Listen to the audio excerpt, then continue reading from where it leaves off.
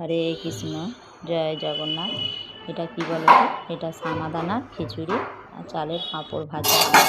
এইটাই ভগবানকে অফার করেছিলাম। প্রথমে আমি মুগের ডালটাকে ভালো করে ভেজে নিয়েছি, সামাদানাটাও দিয়ে ভালো করে ভেজে নিয়েছি।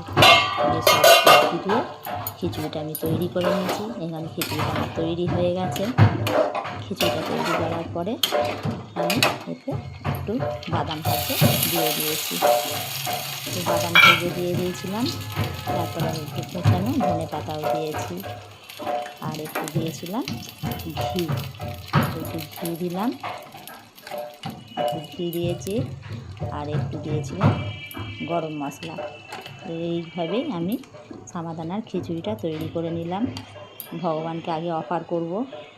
ভগবানকে না অফার করলে আমরা তো প্রসাদ পাবো না। ভগবানকে অফার করলাম। ভগবানকে অফার করার পরে আমরা একটু প্রসাদ পেয়ে নিলাম। এরপরে প্রসাদ যাবে দোকানে। ঠাকুরের প্রসাদ খেয়ে নে। তো ছেলে খিচুড়িটা পেয়ে বলছে, ও মা খুব ভালো হয়েছে খিচুড়িটা। খেয়েছে। আমি যে খিচুড়িটা ভালো হয়েছে না, কিন্তু ভগবানের যখনই প্রসাদটা হয় তখনই আরও বেশি ভালো হয়ে যায়। হরি বল।